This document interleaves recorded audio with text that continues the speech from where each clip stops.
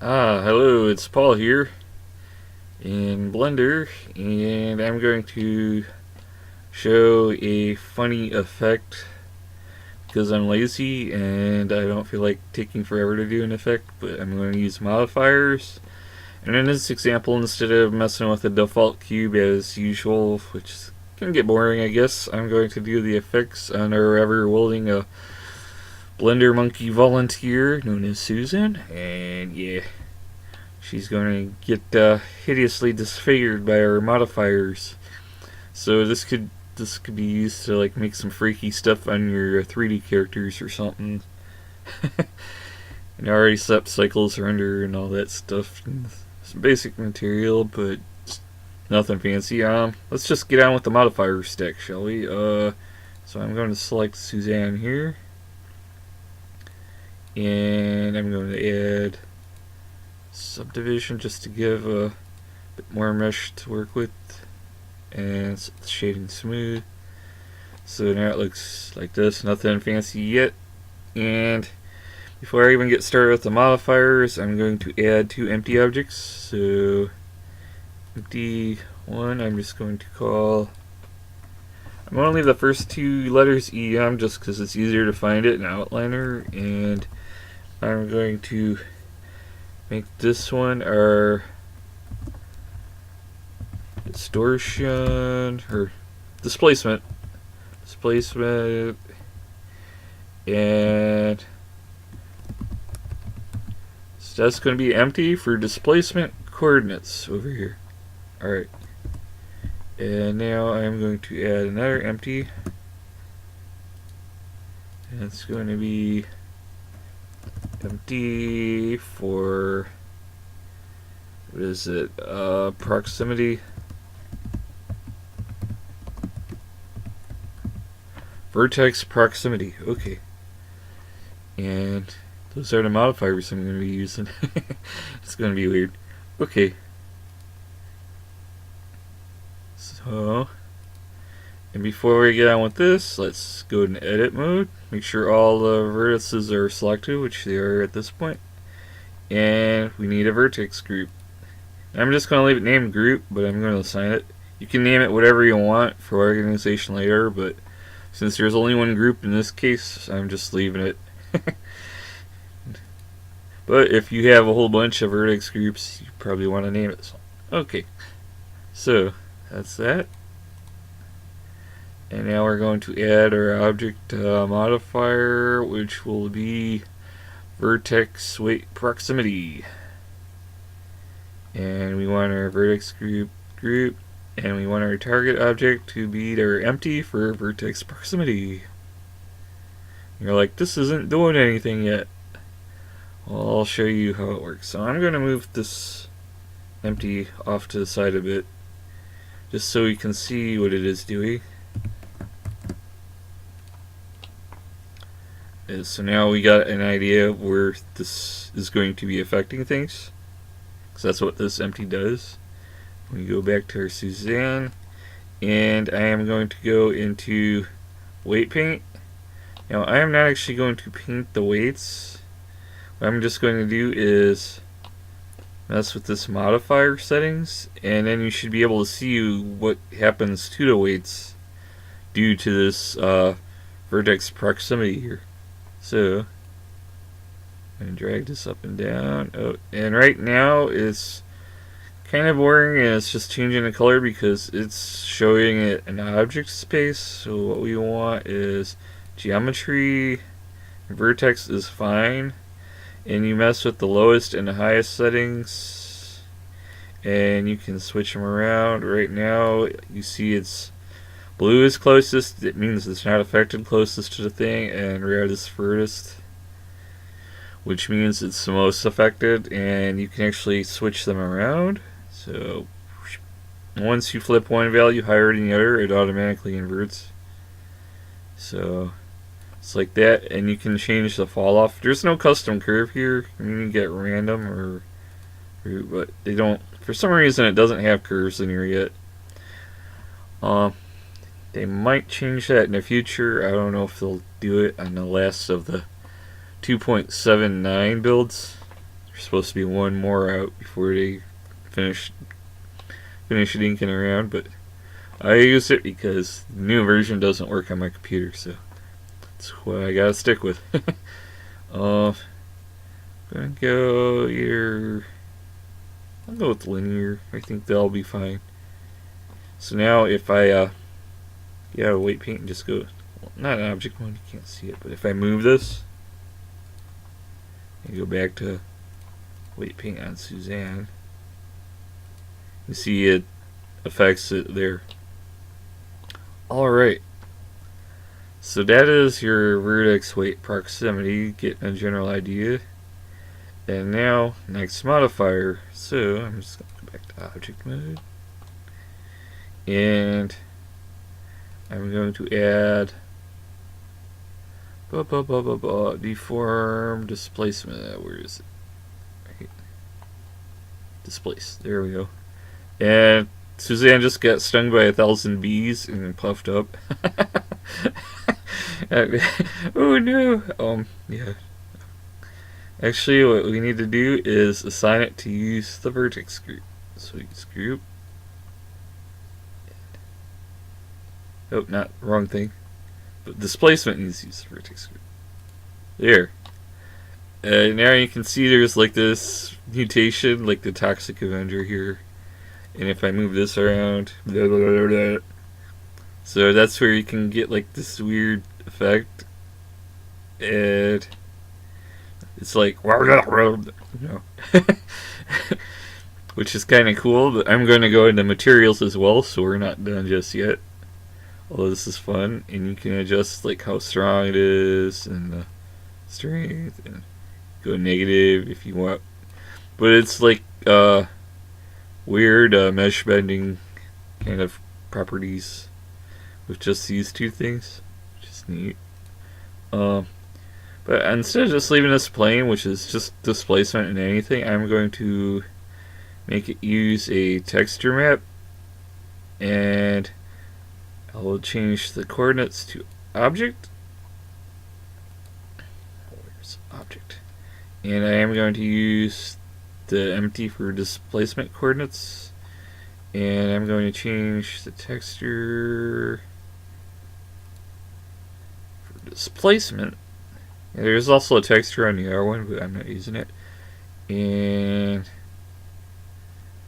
let's try something funky like maybe Vernoy. And you can change the intensity like that. But another thing I prefer to do is change from the default colors, which is kind of tricky to adjust, to a ramp, which is a lot easier to deal with. And okay, and you can slide them up and down. So, and maybe I'll make this one not so intense. It's more mid-range. And in grayscale, it kind of affects displacement, and if you're using normals, it will probably be the same kind of color as you use with normal displacement. So, something like that. But you can mess with it and go back to the modifier and strength. So now we see our Suzanne is like horribly disfigured by this thing, right? And you can animate this, so it's like, alright.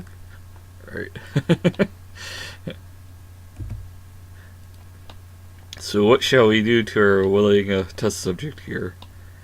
So we got this doing the vertex proximity and our displacement. So yeah, that's freaky, isn't it? And you can make that like in a nightmare fuel type stuff. Alright, just kind of funny. So now we need to do materials. I already set up some stuff in materials just for background and lighting, just so it looks cool. But this video isn't about that. So now we need to mess with Suzanne's materials, and I'm gonna keep it simple. Go to compositing, material, nothing fancy yet. And I'm going to do add shader mix, and shader. We'll do a funky effect. Where is the mission? Yeah, mission. So this will emit some kind of light or weird glowing light. Like, that's not that interesting. Yeah, offhand it isn't, but we will be controlling the mix with a call it texture coordinate. Input texture coordinate. And the object that we use to control our vertex proximity will also be the same object we used for our texture coordinate. So D for the vertex proximity.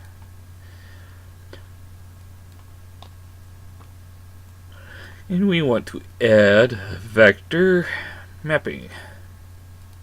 So we go object, vector mapping. We don't need this other stuff, so I'm going to hide it. So we just see that. Alright. And now we want, what is it? Gradients, color ramps. Converter, color ramp.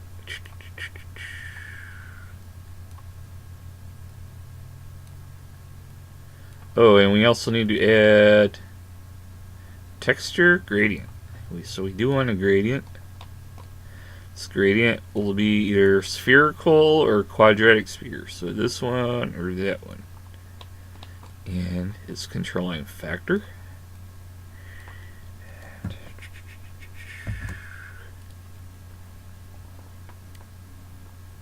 So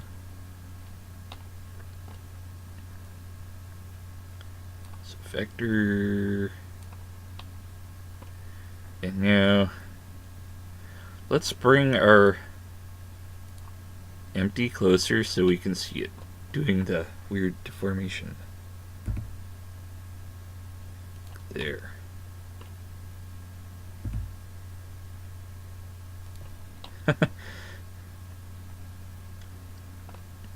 Maybe we want it to have a larger radius of effect. So we'll go back here and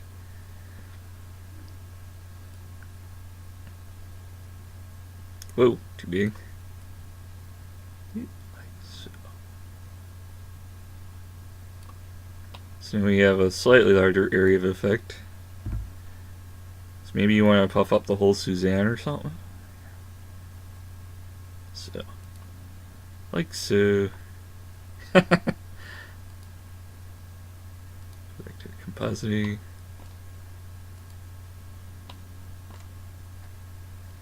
And now we can kind of see where it's distorting the mesh. Alright. So, what I want to do is I can change the color range. Actually, I want to do color to vector, and let's see. So, white is strongest and black is weakest on this.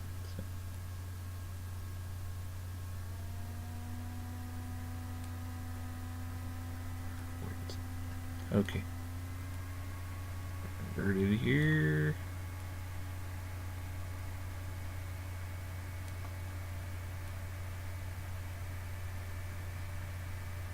And that's why we have scaling.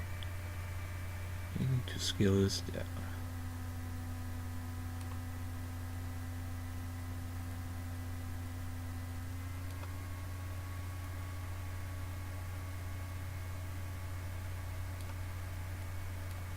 Oops. I'm having a hard time grabbing the handle.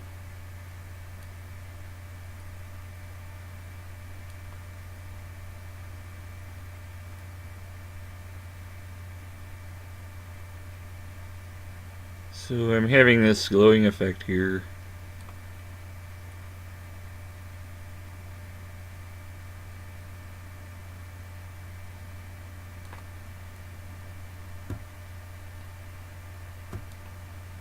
Yeah,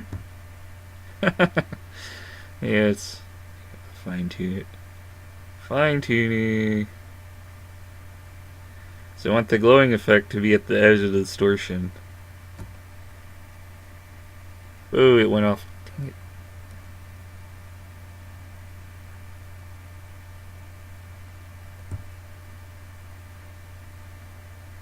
That's what I get for letting go of the shift key too soon. Alright. Like that. And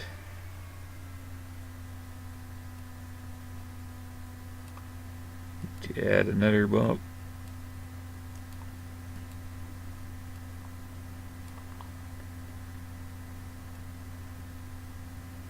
So I don't want a glowing on that side, and then a band of glowing, and then it falls off. And you can change the way it blends like that.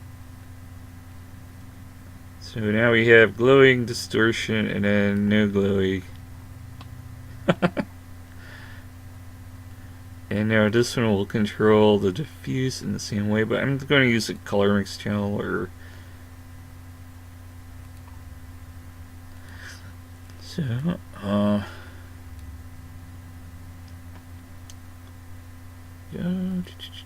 Factor, and color will be our normal, and the other one will be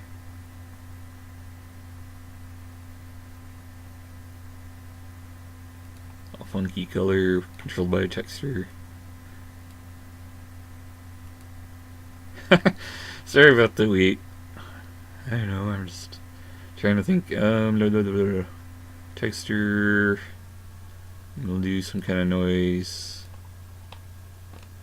to make it funky. And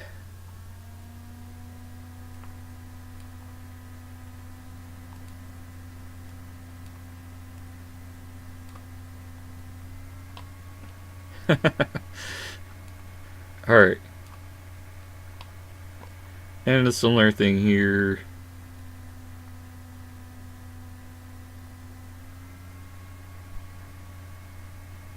This is normal, and this is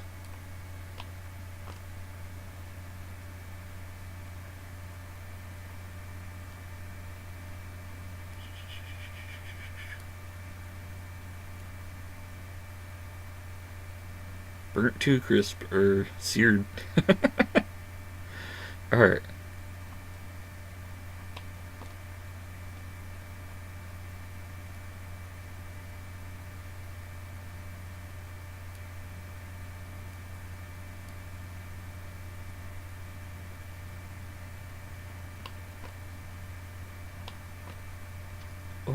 Yeah. So you adjust the sliders to get one effect to switch to the other. And we're using spherical fall off because it's the same as the proximity. It's kind of spherical no matter which way you cut it. In this case. And we want this to be stronger.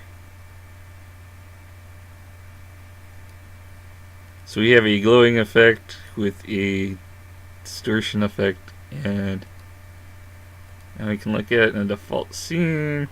I'm going to grab this empty and go to rendered mode, and you can see Suzanne gets mutilated by wherever the empty is.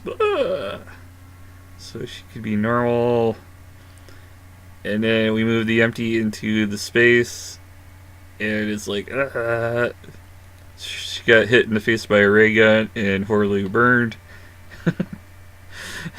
Well, we have the glow of the dissipation effect or whatever with the effect materials, and just because we can do it,